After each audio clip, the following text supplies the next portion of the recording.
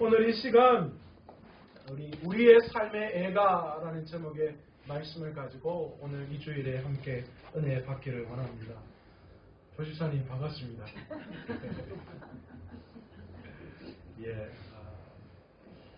조금 이따가 광고 시간에 말씀을 드리겠지만 이 코로나19 사태 때문에요. 당회가 오늘 긴급하게 소집해서 아마 이제 모여서 드리는 예배는 이번 달에 오늘이 아마 마지막인 것 같고요. 2주간 우리가 영상으로 하나님 앞에 이 주일날 예배를 드리게 되었습니다. 그러니까 여러분들 오늘 특별히 이 주일 말씀을 통하여서 우리의 믿음과 우리의 영성을 다시 한번 세울 수 있는 귀한 시간 되었으면 좋겠습니다. 2001년 9월 11일 미국 역대 사상 최고의 테러가 뉴욕에서 발생되었습니다. 우리가 잘 알고 있는 항공기를 이용해서 뉴욕의 쌍둥이 빌딩에 테러를 가했던 사건입니다. 이로 인해서 엄청난 피해가, 인명피해가 일어났습니다. 뉴욕에만 2,750명이 사상자가 생겨났고요. 또 펜타곤에서 184명, 펜실베니아에서 40명, 그리고 또한 경찰관과 소방관들을 포함해 400명이 목숨을 잃는 그런 엄청난 슬픔이 그달 일어났습니다. 미국은 일본의 진주만 습격 사건 이후로 가장 미국에 타격을 준 그런 사건으로 기록하고 있습니다. 이 9.11 사건이 일어난 이후에 돌아오는 첫 번째 주일날 뉴욕 맨하탄의 타임스퀘어 교회에 이 카터 콜론이라는 목사님이 성도를 향하여 이렇게 설교를 했습니다. 그 설교의 첫 번째가 뭐냐? 우리는 하나님의 목적을 위해 목숨을 내어 놓아야 합니다. 그렇게 설교했습니다. 이것은 주일학교 소풍이 아닙니다. 우리가 모여서 예배하는 건 그냥 주일학교 아이들이 모여서 즐겁고 행복한 시간을 가지는 그런 모임이 아니라 우리의 목숨을 지키고 우리의 목숨을 내어놓고 우리 교회를, 우리 하나님의 진리의 말씀을 지켜내야 할 처절한 전투라고 그렇게 말씀을 했습니다. 그리스도의 교회는 계속해서 좋은 삶을 살라는 그런 초대가 아니라는 거예요. 영적인 전쟁을 치러야 할 그런 귀한 믿음의 공동체라 그렇게 말씀을 했습니다. 두 번째로 카트콜론 목사님이 말씀하신 것이 있는데 우리는 진리가 길가에 버려진 이 시대에 진정한 복음의 전쟁터로 분쟁 속으로 들어가서 외치는 자의 소리가 되어야 한다 그렇게 말씀했습니다. 우리의 외침이 위기 속에서 시민들을 향하여서 이곳으로 대피하라고 이야기했던 경찰관과 소방관들의 외침보다 못해서는 안 된다라는 거죠. 그들의 외침은 의무감이었습니다. 사람을 살려내야 하는 경찰관과 소방관의 의무에 의해서 그들은 죽어가는 그런 어려운 상황 속에서 그 사람들을 대피하기 위해서 소리쳤다면 우리는 하나님의 나라의 귀한 사명을 감당해야 될, 그것을 증거해야 될 바로 그런 책임감을 가지고 있는 사람이라는 것이죠. 그래서 우리는 그 하나님의 나라를 증거해야 될 책임감을 향하여서 그 많은 사람들에게 복음을 외쳐야 한다라는 것이죠. 우리의 외침이 경찰관과 소방관들의 외침보다 못해서는 결코 안 된다라는 것입니다. 세 번째로 카터콜론 목사님이 말씀하신 게 번영, 부, 성공에 집중하는 복음으로부터 도망가야 한다 그렇게 외쳤습니다.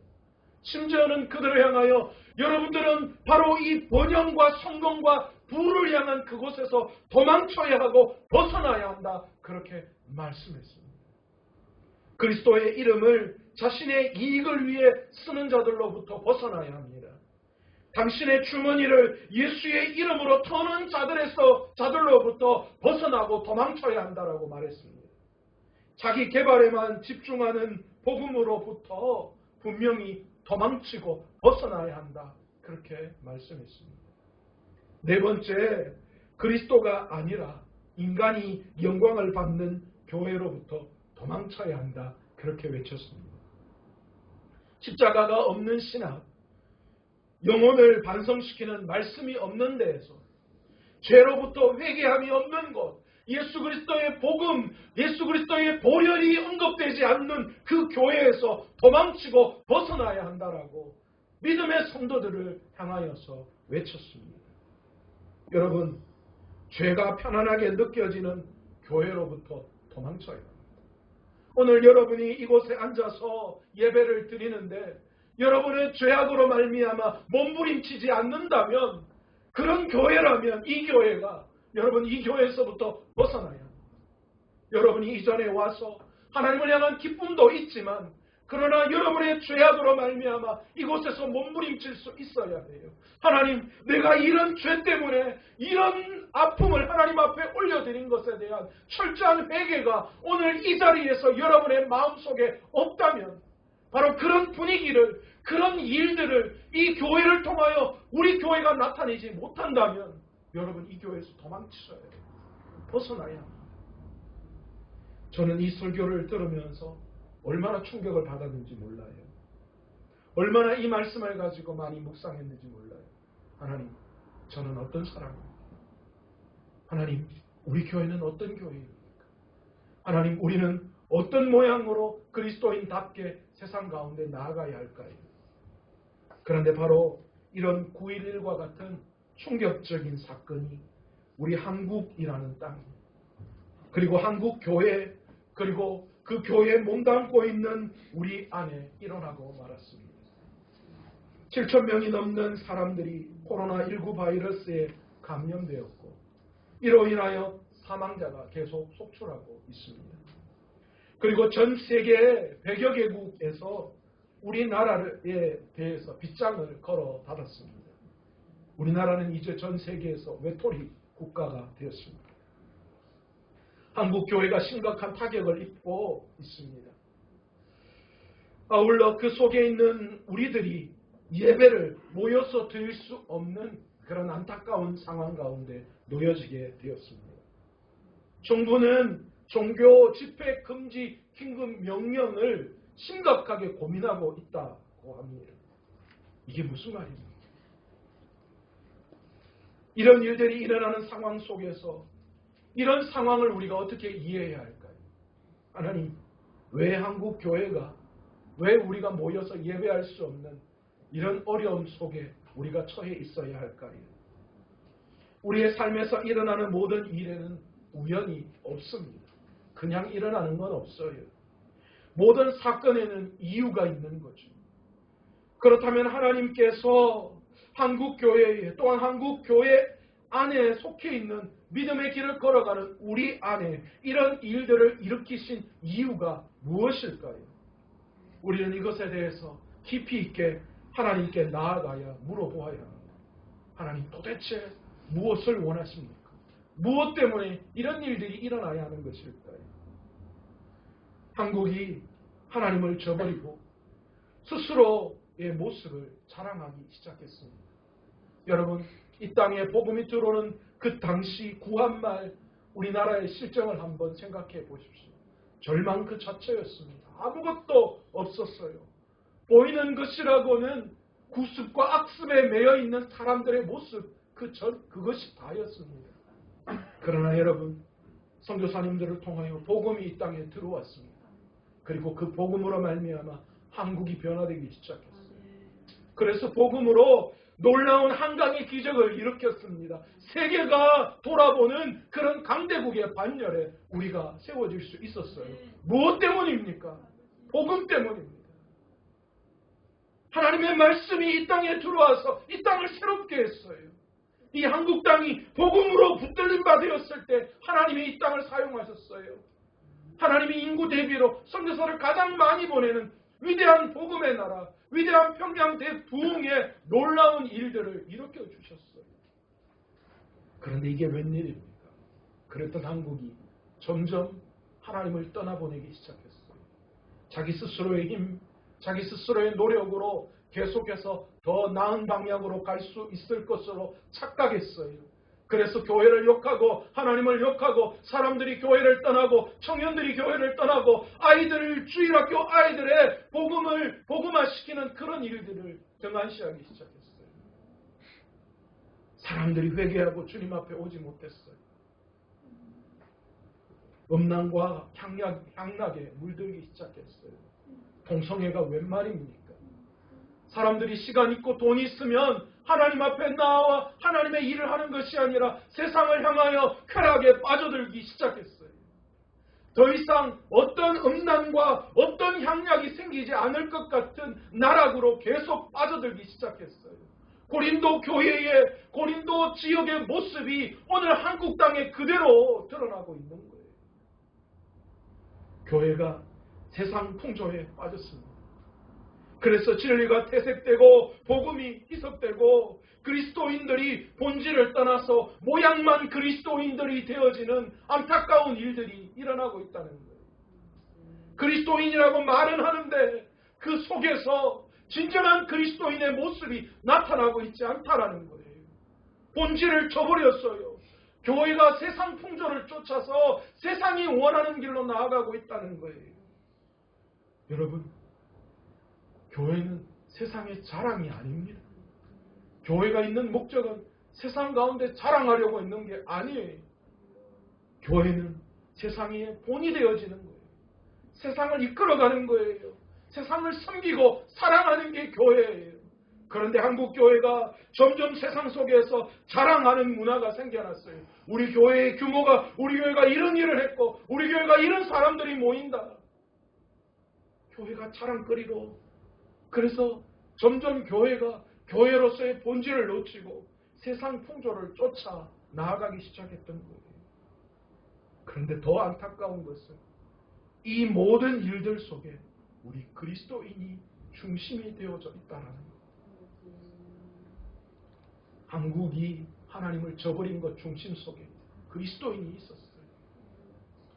음란과 향락에 물들기 시작한 그 중심에 그리스도인들이 있었어요. 교회가 세상 풍조로 빠져나가는 그 중심에 목회자와 중직자들이 있었다는 거예요. 진정한 회개가 사라진 지 오래입니다. 그리스도인들이 더 이상 복음을 따르지 않습니다. 강단에서는 죄에 대한 말씀이 사라지고 도덕적이고 윤리적인 복음만 변질되어 나타나고 있습니다.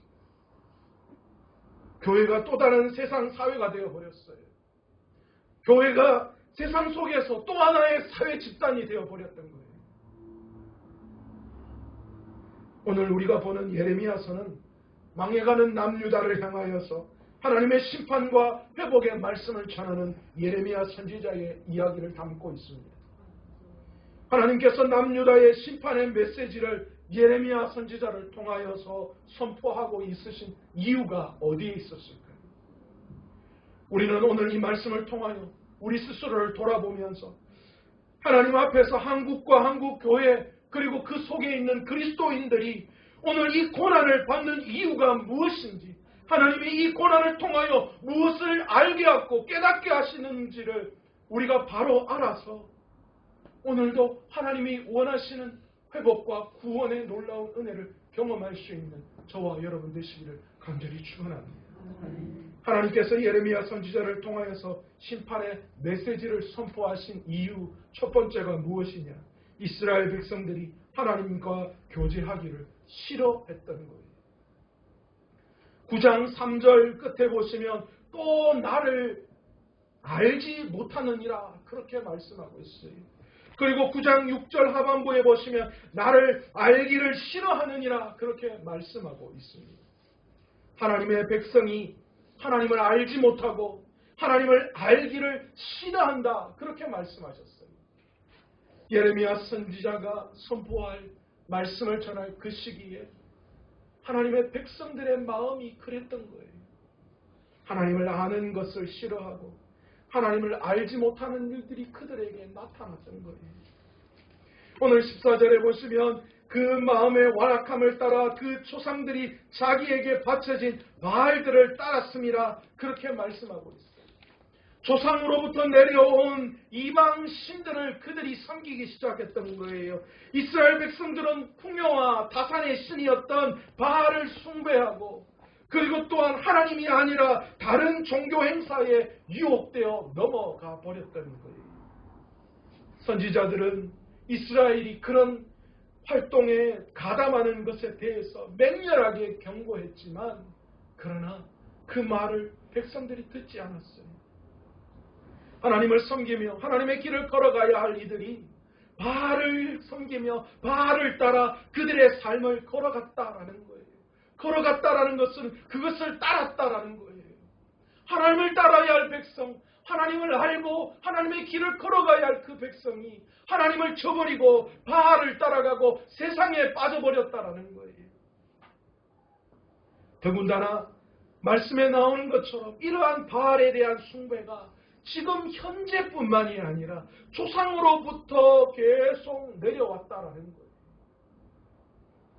하나님께서는 하나님의 가르침을 떠나 바알을 숭배한 이들을 심판할 수밖에 없었던 거예요.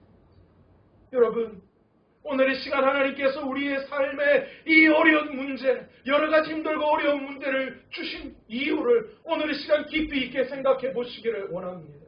내 안에 하나님을 알기를 애쓰지 못하고 또한 하나님을 따라 살기를 애쓰지 못하는 그런 마음들이 우리 안에 있다면 여전히 하나님을 아는 것이 아니라 세상의 마음을 뺏기고 그리고 여러 가지 하나님보다 더 우선되어지는 그 무엇인가가 있다면 여러분 그것이 우상이고 그것에 빠져있는 우리의 신앙을 깨우기 위해서 하나님은 여전히 우리의 삶에 말씀하고 계시다는 사실을 우리가 오늘 이 시간 말씀을 통하여 다시 한번 생각해 보아야 하는 줄로 믿습니다. 하나님은 이스라엘 백성을 향하여서 선지자를 통하여 징계의 심판의 메시지를 전할 수밖에 없었어요. 자신을 떠나서 자신을 알기를 애쓰는 마음보다 세상을 향하여 또한 여러 가지 우상에 빠져있는 그들을 바라보며 하나님은 심판의 메시지를 전하실 수밖에 없었던 거예요. 두 번째로 하나님께서 이스라엘 백성에게 심판의 메시지를 선포하신 이유는 하나님의 백성이 진리를 버리고 거짓된 사상과 풍조에 빠졌기 때문입니다. 하나님의 백성들의 가치관이 복음의 진리보다는 시대의 사조를 더 귀중히 여겼습니다. 교회가 세상 풍조를 따라갔던 거예요. 이 말씀을 5절에서 한마디로 정리하고 있습니다. 그들은 각기 이웃을 속이며 진실을 말하지 아니하며 그들의 혀로 거짓말하기를 가르치며 악을 행하기에 지치거늘. 여러분, 남을 속이고 진실을 말하지 않고 혀로 거짓말하기를 가르치며 악을 행하는데 지쳤다, 그렇게 말씀하고 있습니다. 여러분, 오늘 이 시간 세상이 그런 모양으로 돌아가고 있잖아요. 다른 사람이 어떻게 되든 상관없고 나만 잘 되면 되고 어떻게 하든 더 빨리, 더 많이, 더 쉽게 무엇인가를 누리려고 하는 우리의 마음속에 여전히 세상 풍조를 쫓아 살아가는 우리의 마음이 그 속에 여전히 포함되어져 있음을 우리는 깨달을 수밖에 없습니다. 악을 즐거워하고 그것을 행하기에 수고하고 세상이 원하는 것들을 얻기 위해서 수단과 방법을 가리지 않는 그 모습이 하나님의 백성들 안에 나타났다는 거예요. 그 시대에 예레미야 선지자가 외치는 그 시대뿐만이 아니라 오늘 우리의 시대 속에 우리의 마음 속에서도 여전히 나타나고 있는 마음인 줄로 믿습니다. 악을 즐거워하고 그것을 행하는 것에 수고하고 세상이 원하는 것들을 얻기 위해 수단과 방법을 가리지 않는 세상에서 조금 더 편안하고 조금 더 안락하게 삶을 살아가기 위해서 기꺼이 하나님을 저버리고 세상을 선택하는 우리의 모습 속에 여전히 하나님의 심판이 끊어질 수가 없다랍니다. 하나님께서는 그런 이스라엘을 향하여 심판의 메시지를 선포할 수밖에 없었습니다. 세 번째로 하나님의 백성들이 하나님의 말씀을 저버리고 순종하고